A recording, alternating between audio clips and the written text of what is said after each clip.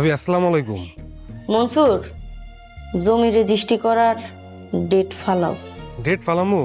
তার মানে টাকা জোগাড় হইছে? তুমি তো মিয়া টাকা ছাড়া কিছুই বোঝো না, তাই অনেক কষ্টে টাকা জোগাড় করছি। ফোন দিলে টাকা আইসা নিয়ে যাও। আব্বা, আমার সম্পত্তি যদি আমার বুঝা না দাও, আমি এই গরমে সব আগুন জ্বালাই দিব, সবকিছু ধ্বংস করে ফেলাম। আব্বা, ভাবি কই? ওর বাপের বাড়ি, সম্পত্তি 3 ভাগের 2 ভাগ, ব্যবসা দোকান ওর নামে লেখা দিলে তবে বাড়িতে আইব। মারে, কি যে অশান্তিতে আছি জানোস না। এই এই তৈয়বের অশান্তির কারণে আমার মনে হয় তাড়াতাড়ি আমার দুনিয়ার মায়া ত্যাগ করতে হইব। আমি তার মানতে পারতেছি না, আমার তার সহ্য হইতেছে না। সত্যের মৃত্যু নেই পর্ব ৬৭ রিভিউ এবং ৬৮ পর্বের প্রেডিকশন। বন্ধুরা, নিজের বাবার সম্পত্তির জন্য মানুষ কতটা ভয়ঙ্কর হতে পারে সেটা আজকের পর্বে না দেখলে বিশ্বাসই হতো না। একদিকে আলমারি থেকে গায়েব হয়ে গেল নগদ ৮ লাখ টাকা, অন্যদিকে বাবাকে অসুস্থ সাজিয়ে পুরো সম্পত্তি নিজেদের নামে লিখে নেওয়ার এক ভয়ঙ্কর নীল নকশা। আর এর মাঝেই রাগে ফেটে পড়ে চেয়ার ছুঁড়ে মেরে পুরো বাড়ি জ্বালিয়ে দেওয়ার হুমকি দিল তৈয়ব। কিন্তু আসল খেলা তো মাত্র শুরু। শেষ পর্যন্ত কি মঈন আর তার বউ সফল হবে, নাকি তৈয়বের হাতেই সব শেষ হবে?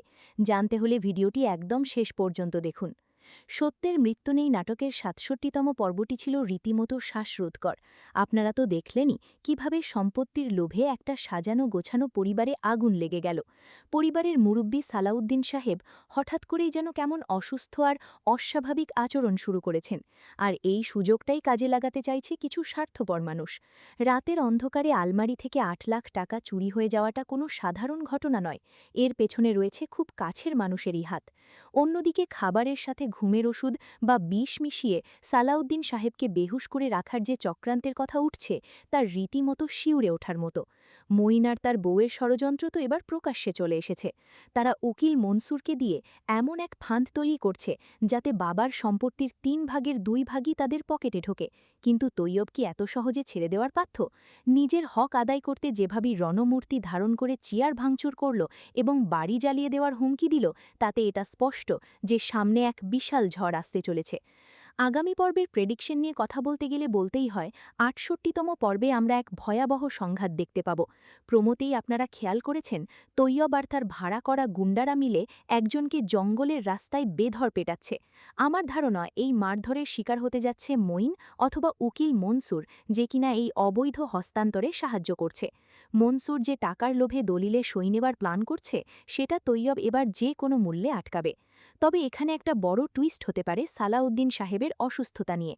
আমার কেন যেন মনে হচ্ছে উনি হয়তো আসলে ততটা অসুস্থ নন, বরং পরিবারের সবার আসল রূপ দেখার জন্যই এমন ভুলো মনের আর পাগলামির নাটক করছেন।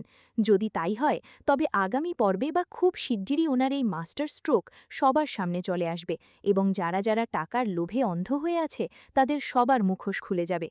তো বন্ধুরা, আপনাদের কি মনে হয়, সালাউদ্দিন সাহেব কি আসলে অসুস্থ, নাকি এটা তার কোনো গোপন চাল? আর তৈয়ব কি পারবে মঈনদের এই ভয়ঙ্কর চক্রান্ত থামাতে?